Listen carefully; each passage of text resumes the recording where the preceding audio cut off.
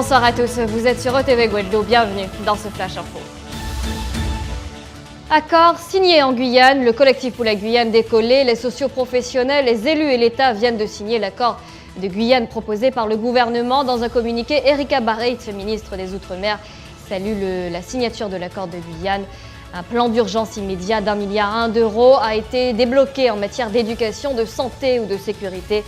L'accord de Guyane comprend également les 15 accords thématiques supplémentaires signés à la suite des ateliers organisés dans la nuit du 1er au 2 avril. Il acte ainsi des avancées considérables dans les domaines de l'agriculture, de l'économie et de la pêche ou encore du BTP.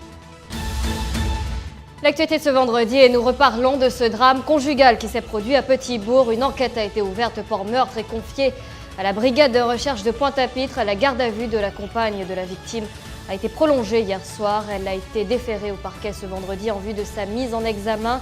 Reste à savoir quel sera le chef d'accusation. Pour rappel, il s'agit d'une femme de 33 ans, mère de 4 enfants, dont 2 d'1 an et demi et 3 ans qu'elle a eu avec la victime et qui était présent au moment des faits.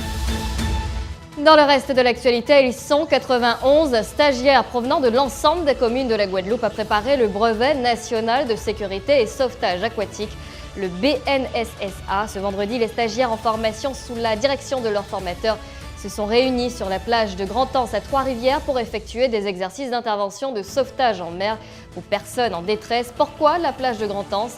Parce qu'elle est classée comme étant une zone à risque. Le reportage de Sarah Vernis sur place pour ETV Guadeloupe.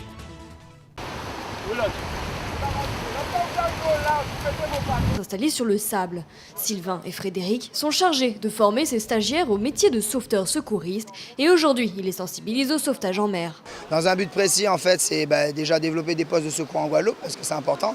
Une plage comme Grand-Anse Trois-Rivières, Grand-Anse des Haies ou Clougny encore, c'est des plages qui sont de plus en plus côtoyées, touristes, locaux, etc. Donc c'est intéressant de développer le sauvetage sportif et côtier. C'est deux aspects, le côté compétition et le côté côtier, pour que les plages soient surveillées en Guadeloupe, on fasse un effort là-dessus. Après les démonstrations des formateurs, place à la pratique. Les stagiaires se lancent à l'eau pour sauver un de leurs camarades qui joue une personne en détresse. Afin d'obtenir leur brevet national de sécurité et de sauvetage aquatique, ces futurs sauveteurs doivent suivre une formation d'environ 6 mois selon le niveau de chacun. Il y a beaucoup de personnes qui viennent avec nous mais qui n'ont pas la condition. Il faut déjà leur donner la condition, il faut leur donner la technique de nage. Après la technique du sauvetage, alors il y en a qui sont prêts en moins de 6 mois, il y a d'autres en 6 mois, il y a d'autres aussi, il leur faut plus. Aujourd'hui, très peu de communes mettent en place une surveillance de leurs plages alors que des cas de noyades se multiplient. La formation de ces jeunes à ce métier est donc primordiale. Noëm en est convaincu. Je pense qu'avec le milieu touristique qui commence à évoluer, et pas mal de fréquentation sur les plages, dont moi qui travaille sur la plage de Malandur, on a eu pas mal d'accidents. Avec mon collègue aussi, donc on a jugé bon de faire cette formation afin d'apporter ce plus à notre commune et être que des gens de la Guadeloupe même aient cette possibilité d'avoir accès à ces formations, qu'on n'ait pas forcément récupéré des gens de l'extérieur pour pouvoir faire ce genre de métier. Mais avant de surveiller les plages, quelques mois de formation vont encore être nécessaires pour ces futurs sauveteurs. C'est souvent un sujet qui fâche, la déclaration des revenus. La campagne 2017 est lancée depuis mercredi. La campagne d'information se veut de plus en plus moderne. La déclaration des revenus et l'ouverture du service de déclaration en ligne ont été lancées dans toutes les régions de France.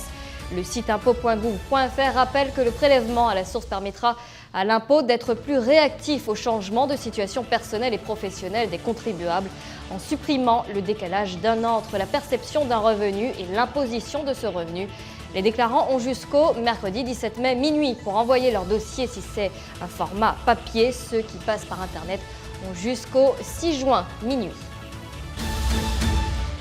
Une mobilisation cette fois, une mobilisation pour la Terre. L'association Végétal Plus associe au jour de la Terre ce samedi de 6h à 20h. L'objectif de cette journée, sensibiliser le grand public à la sauvegarde de notre planète et cela pour les générations futures et à promouvoir l'utilisation de l'énergie solaire comme source d'énergie renouvelable pour la production de chaleur et d'électricité. Donc ce samedi, vous êtes appelés à vous mobiliser et à planter une graine pour la nature, mais également à éteindre toutes les lumières de 20h à 21h de manière à économiser 60 minutes d'énergie pour la Terre.